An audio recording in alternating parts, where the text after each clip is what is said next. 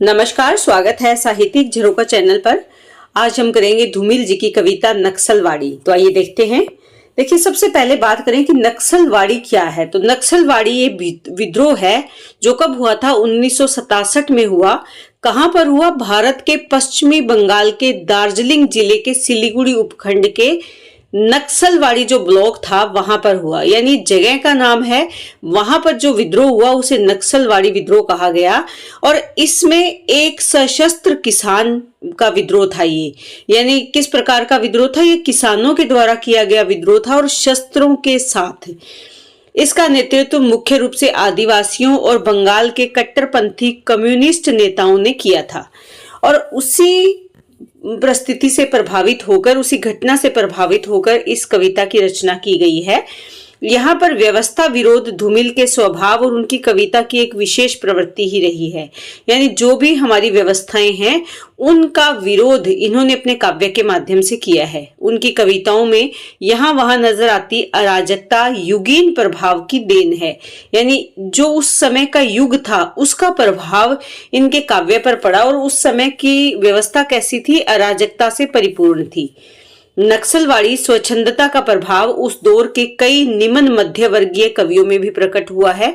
नक्सलवाड़ी कविता में धूमिल ने स्वातंत्र्योत्तर भारत की उस निराशाजनक परिस्थिति का चित्रण किया जिसमें नक्सलवाड़ी आंदोलन को जन्म दिया। यानी परिस्थितियां कैसी थी? निराशाजनक परिस्थितियां थी। स्वतंत्रता प्राप्ति के बाद के समय में इस प्रकार की परिस्थितियां उत्पन्न हुई जिसने नक्सलवाड़ी आंदोलन को जन्म दिया। और ये किसका द्वारा किया गया आंदोलन था? किसानों के द्वारा किया गया आंदोलन था। तो आइए देखते हैं कविता में कवि के भाव क्या हैं। सहमति नहीं, यह समकालीन शब्द नहीं है, यानी उस समय का शब्द नहीं है। क्या? सहमति। जो भी परिस्थितियां हैं उसके प्रति अपनी सहमति प्रकट कर देना, ये उस समय का शब्द नहीं है। इसे बालिगों के बीच चालू मत करो। बालिग जो समझदार हैं उनके बीच सहमति का जो शब्द है उसे चालू मत करो, यानी इस पर तुम अपना समर्थन मत दो। जंगल से जिरह करने के बाद उसके साथियों ने उसे समझाया कि भूख का इलाज नींद के पास है। कहने का भाव क्या है कि उस समय जो परिस्थितियां हैं वो बहुत ही विकट है। नींद के पास भूख का इलाज क्यों है? क्योंकि जब भूखा व्यक्ति सो जाता है तो वो अपनी दुख को भूल जाता है, अपनी भूख को भूल जाता है और किसी के पास इस व्यवस्था का कोई इलाज नहीं है। कहने का भाव क्या है कि जो लोग भूख से व्याकुल हैं, जो किसान अपनी जमीन पर अन्न उत्पन्न करके भी गरीबी इसका जीवन जी रहे हैं, उसका इलाज किसके पास है? नींद के पास है। मगर इस बात से वह सहमत नहीं था। विरोध के लिए सही शब्द टटोलते हुए उसने पाया कि वह अपनी जुबान सौवाइन की जांग पर भूल आया है। देखिए यहाँ पर, लेकिन वो जो विद्रोही है वो इस बात से सहमत नहीं है कि सो जाओ तो भूख मिट जाएगी। ये एक सार्थक उसका अगर कहें तो हल नहीं है। तो यहाँ पर वो इस बात से सहमत नहीं है, विद्रोही इस बात से सहमत नहीं है कि केवल सो जाने भर से भूख मिट जाएगी। वो विद्रोह करने के लिए सही शब्द टटोलता है, ढूंढता है। उसने क्या पाया कि उसकी जुबान, उसकी जो आवाज है, जो जिसके माध्यम से वो विद्रोह कर रहा है, वो सौवाइन की जांग पर भूल आया है। यानी यहाँ पर जो शारीरिक अगर कहीं भूख है या जो अश्लीलता है उसका भी चित्रण है कि बहुत से ऐसे लोग हैं जो अपनी जुबान इसलिए चुप कर लेते हैं, इसलिए वो अपनी विद्रोह के भाव को प्रकट नहीं करते। फिर भी हकलाते हुए उसने कहा, लेकिन फिर भी माना कि वो किसी सौवाइन के प्रति आकर्षित है या वो उसके कारण चुप है, लेकिन फिर भी उसने हकलाते हुए कहा, मुझे अपनी कविताओं के लिए दूसरे प्रजातंत्र की तलाश है। यानी जो वर्तमान समय में प्रजातंत्र है वो उससे संतुष्ट नहीं है, उस व्यवस्था से संतुष्ट नहीं है। वो अपने काव्य में उस प्रजातंत्र को चाहता है जहां पर अराजकता नहीं है, जहां पर शोषण और शोषित जैसे शब्द नहीं है। तो वो दूसरे प्रजातंत्र की तलाश करता है जो वास्तव में प्रजा का शासन है, उसको ढूंढने की बात कहता है। सहसा तुम कहोगे फिर एक दिन, पेट के इशारे पर प्रजातंत्र से बाहर आकर वाजिब गुस्से के साथ अपने चेहरे से कूदोगे और अपने ही घूंसे पर गिर पड़ोगे। क्या कहोगे? पेट के इशारे पर। पेट का इशारा क्या है? जब पेट भूख से व्याकुल होगा तब तुम उस प्रजातंत्र से बाहर आ जाओगे, तब तुम उस जो जनता का शासन जो लागू किया गया है, लेकिन वास्तव में शासन किसका है, सत्ता किसकी है? जो अपनी जेबें भर रहे हैं, जो उच्च वर्ग के लोग हैं और शासन पर बैठे हैं, वास्तव में शासन उनका है। और तब जब पेट इशारा करेगा यानी भूख तुम्हें व्याकुल करेगी, तब अपने जायज गुस्से के साथ अपने चेहरे से कूदोगे और अपने ही घूंसे पर गिर पड़ोगे, यानी तुम अपने ही द्वारा किए गए कार्य का आलोचना करोगे या अपने ही घूंसे पर गिर पड़ोगे। क्या मैंने गलत कहा? प्रश्न करते हैं, प्रश्नात्मक शैली है यहाँ पर कि क्या मैंने गलत कहा? आखिरकार इस खाली पेट के सिवा तुम्हारे पास कौन सी सुरक्षित जगह है जहां खड़े होकर तुम अपने दाहिने हाथ की साजिश के खिलाफ लड़ोगे? दाहिने हाथ से अभिप्राय यहाँ पर क्या है? दाहिना हाथ यहाँ क्या है? प्रतीक है। किसका प्रतीक है? प्रतीकात्मकता है यहाँ पर। किसका प्रतीक है? उच्च वर्ग का, या जो सशक्त वर्ग है, सशक्त वर्ग जो है उसका प्रतीक है कि तुम क्या दाहिने हाथ के खिलाफ साजिश करोगे, यानी सशक्त वर्ग के खिलाफ तुम साजिश करोगे, लड़ लोगे। तो यहाँ पर वो कहते हैं कि तुम्हारे पास अपने खाली पेट के अलावा कोई जगह, कोई स्थान सुरक्षित नहीं है, केवल तुम वही सुरक्षित हो। बाकी यानी जैसा जीवन तुम जी रहे हो उसी में तुम सुरक्षित हो। अगर तुम बगावत करोगे तो वो किसके खिलाफ होगी? सशक्त वर्ग के खिलाफ होगी, जिसके पास सारे सुख सुविधाएं उपलब्ध हैं। अगर तुम उसके खिलाफ साजिश करोगे तो क्या होगा? तुम्हारे प्रति अत्याचार ही होगा। यह एक खुला हुआ सच है कि आदमी दाएं हाथ की नैतिकता से इस कदर मजबूर होता है।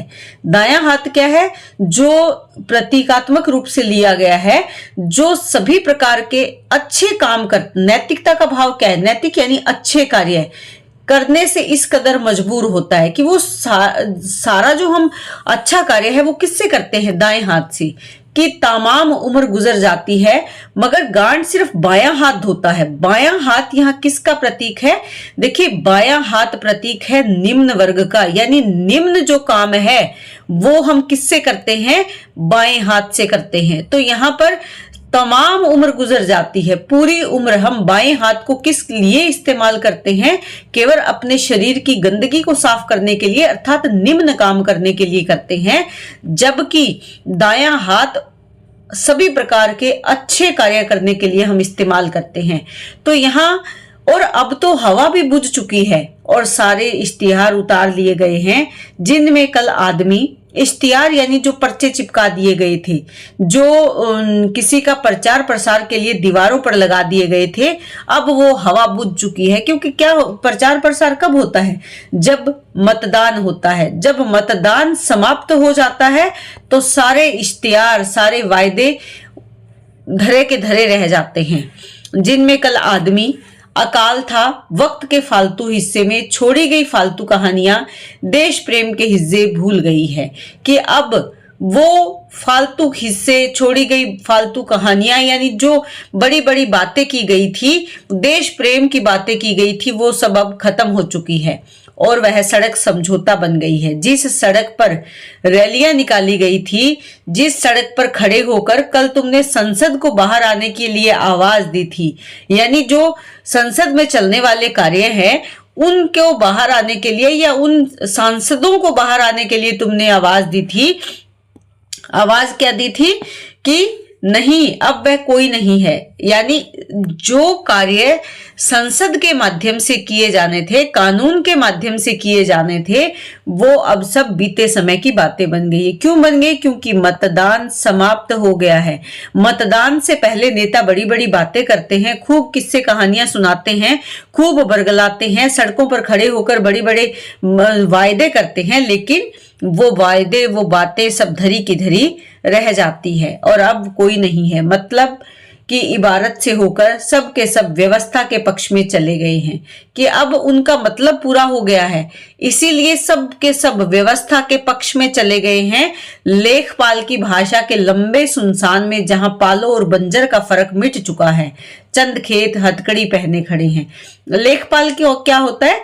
जो लिखने वाला है, संसद में या अदालत में जो लिखने वाला होता है, लेखपाल की भाषा के लंबे सुनसान में पालो और बंजर का फर्क खत्म हो गया है, अर्थात शोषित और शोषण का जो शोषक वर्ग है उसका फर्क खत्म कर दिया गया है, मिट चुका है।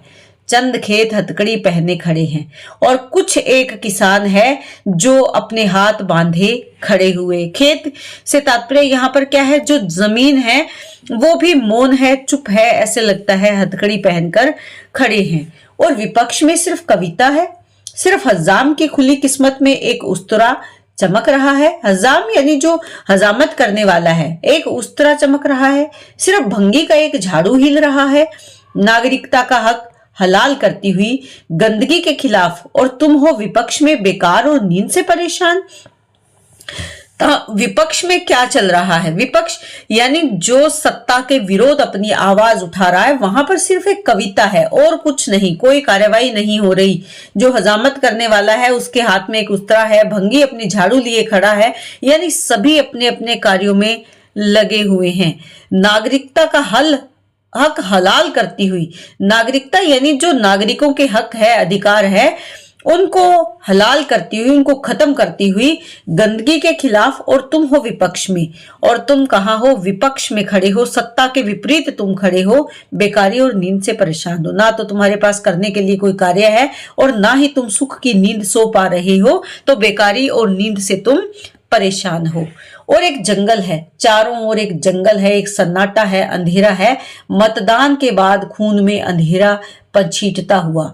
मतदान हम खत्म हो गया। जब मतदान होता है तो उजाले की बातें की जाती है, चारों ओर प्रकाशवान यानी नई बातें की जाती है, नई विचारों के साथ मतदान का प्रचार प्रसार किया जाता है। लेकिन जब मतदान खत्म हो जाता है तो खून में अंधेरा है, ऐसे लगता है चारों ओर अंधेरा छा गया है।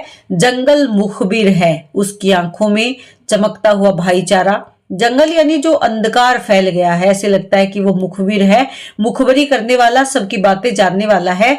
उसकी आंखों में चमकता हुआ भाईचारा किसी भी रोज तुम्हारे चेहरे की हरियाली को बेमुरब्बत चाट सकता है। कि उसमें जो चमक है भाईचारे की, वो भाईचारे की चमक सिर्फ दिखावा भर है। किसी रोज वो तुम्हारे चेहरे की जो तुम हरियाली यानी जो खुशियां तुम्हारे जीवन में है, वो बेमुरब्बत उसको चाट जाएगा, खत्म कर देगा, समाप्त कर देगा। क्यों? क्योंकि अब मतदान खत्म हो गया है और चारों तरफ खून में क्या है? अंधेरा पसर गया है। यानी सबके विचारों में जो पहले प्रकाश दिखाई देता था, नई बातें दिखाई देती थी, नई बातें सुनाई देती थी, वो अब मतदान के बाद खत्म हो गई है। खबरदार, उसने तुम्हारे परिवार को नफरत के उस मुकाम पर ला खड़ा किया है कि कल तुम्हारा सबसे छोटा लड़का भी तुम्हारे पड़ोसी का गला अचानक अपनी स्लेट से काट सकता है। लेकिन वो कहता है कि सावधान, उसने तुम्हारे परिवार को, उसने किसने?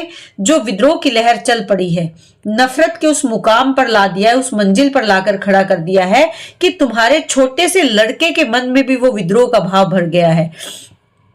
और ऐसा भी हो सकता है कि कल को स्लेट किसका प्रतीक है? ज्ञान का प्रतीक है, स्कूल जाते हुए बच्चे की शिक्षा का प्रतीक है। लेकिन वो उसी शिक्षा या उसी स्लेट को क्या बना लेगा? अपना हथियार बना लेगा, और हो सकता है वो तुम्हारे पड़ोसी का गला अचानक से काट दे। क्या मैंने गलत कहा? आखिरकार। तो कहने का भाव क्या है कि आखिरकार और क्या होगा? जो परिस्थितियां हैं वो विपरीत है। खुद ही प्रश्नात्मक शैली में प्रश्न करते हैं कि क्या मैंने गलत कहा? क्या ऐसी परिस्थितियां नहीं है? तो परिस्थितियां कैसी है? विकट परिस्थितियां हैं। आंदोलन या विद्रोह का भाव लोगों में, जनता में है। उस समय की सत्ता का और शासन का जो व्यवस्था का जो चित्रण है वो इस कविता के माध्यम से किया गया है। तत्कालीन परिस्थितियां कैसी है? विद्रोहात्मक परिस्थितियां हैं, उनका चित्रण किया गया है। जो गरीब वर्ग है, शोषण किया जा रहा है उनका, उस शोषण का चित्रण यहाँ पर किया गया है इस कविता के माध्यम से। तो उम्मीद करती हूँ कि कविता आपको बहुत अच्छे से समझ में आई होगी। बहुत बहुत धन्यवाद।